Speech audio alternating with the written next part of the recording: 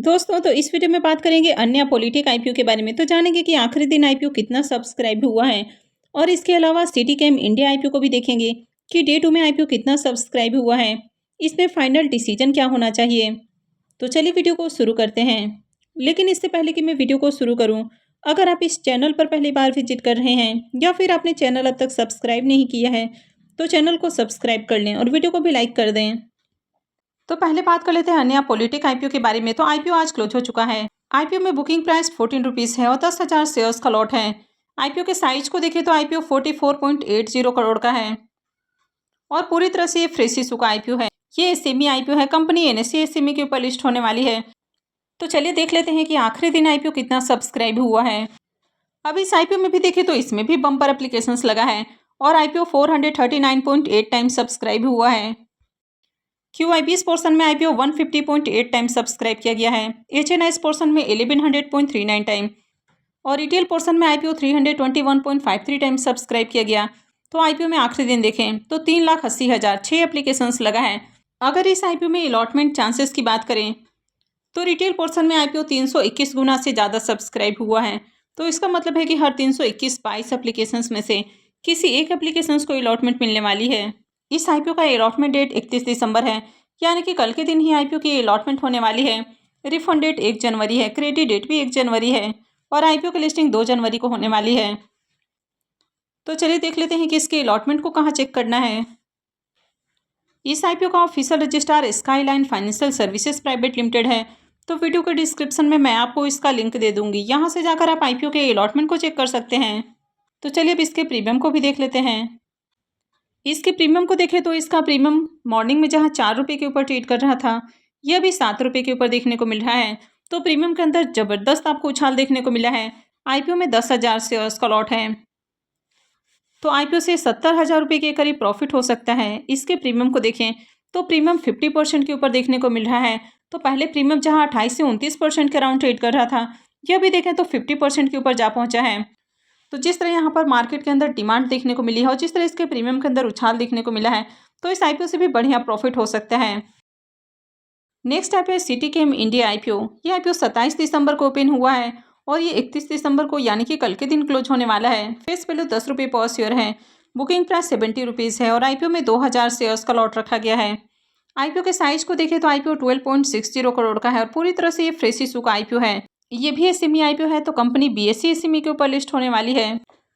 अब इस आईपीओ में भी देखें तो ये आईपीओ अभी दूसरे दिन ही 176.57 टाइम सब्सक्राइब हो चुका है। तो दूसरे ही दिन देखें तो आईपीओ में बम्पर एप्लीकेशंस देखने को मिल रहा है। HNIs पोर्शन में आईपीओ 86.42 टाइम और रिटेल पोर्शन में आईपीओ 266.29 टाइम सब्सक्राइब हो चुका है। तो आईपीओ में 1,71,000 से भी ज़्यादा एप्लीकेशंस लग चुका है। अब इस सेमी आईपीओ में आपको ज़्यादा प्रॉफिट बनता है, तो आप देखते भी हैं कि आईपीओस में आपको बम्पर सब्सक्रिप्शन देखने को मिल जाता है। अगर किसी भी तरह से ग्रे मार्केट में डिमांड आपको देखने को मिल जाती है, यानी कि ग्रे मार्केट में थोड़ी बहुत भी डिमांड आ जाती है, उसके बाद आईपीओ में आपको बम्पर एप्लीकेशंस देखने को मिल जाता है। तो यहाँ पर भी 2 दिनों में ही देखें तो शानदार डिमांड अभी देखने को मिल रही है। अब कंपनी के बिजनेस को देखें तो ये कंपनी केमिकल का बिजनेस करती है और कंपनी केमिकल की मैन्युफैक्चरर नहीं है, बल्कि कंपनी केमिकल की बाइंग और सप्लाई के बिजनेस में देखने को मिलती है। यानी कि जो भी ऑर्गेनिक और इनऑर्गेनिक केमिकल्स होते हैं, कंपनी उनको एक जगह से बाई करती है और दूसरी जगह उनको सेल करती है। तो बिजनेस को देखें तो कोई यूनिक बिजनेस नहीं है। कंपनी के अगर फाइनेंशियल को भी देखें तो कंपनी का फाइनेंशियल भी ज़्यादा अट्रैक्टिव देखने को नहीं मिल रहा है। अब कंपनी के अगर आप एसेट को देखें तो कंपनी का एसेट आपको लगातार डाउन देखने को मिल रहा है। वहीं पर अगर आप कंपनी के रेवेन्यू को भी देखें तो कंपनी का रेवेन्यू भी लगातार आपको गिरते हुए देखने को मिल रहा है, यानी कि रेवेन्यू लगातार घटा है।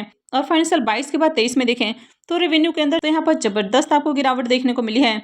वहीं अगर कंपनी के आप प्रॉफिट को देखें तो कंपनी का प्रॉफिट लगातार इंक्रीज हो रहा है। 23 के बाद 24 में देखें तो कंपनी के प्रॉफिट के अंदर आपको शानदार उछाल देखने को मिला है, यानी कि 23 में कंपनी जहां 36 लाख का प्रॉफिट बना रही है, वहीं पर अगर 24 में देखें तो 1 करोड़ से भी ज़्यादा का प्रॉफिट हो रहा है, जबकि इसका रेवेन्यू डाउन है। तो यहाँ पर काफ़ी तरह के आपको मैनिपुलेशन देखने को मिल रहे हैं। वहीं कंपनी के अगर नेटवर्थ और रिजर्व को देखें तो इसमें लगातार आपको तेज़ी देखने को मिली है। और वहीं अगर कंपनी के कर्ज को देखें तो कंपनी का कर्ज आपको कांस्टेंट देखने को मिल रहा है। कंपनी अपने कर्ज का भुगतान नहीं कर रही है, तो इसका फाइनेंशियल काफ़ी मैनिपुलेटेड लग रहा है। और आप देखते भी हैं कि कई सारे एसएमई आईपीओ में पहले भी आपको उनके फाइनेंशियल के अंदर मैनिपुलेशन देखने को मिला है। तो यहाँ पर भी कंपनी के जो फाइनेंशियल है, यहाँ पर आपको साफ साफ मैनिपुलेशन देखने को मिल रहा है। अब इसके प्रीमियम को देखें तो इसका प्रीमियम आपको 30 रुपीज़ के ऊपर देखने को मिल रहा है और आईपीओ में 2000 शेयर्स का लॉट है।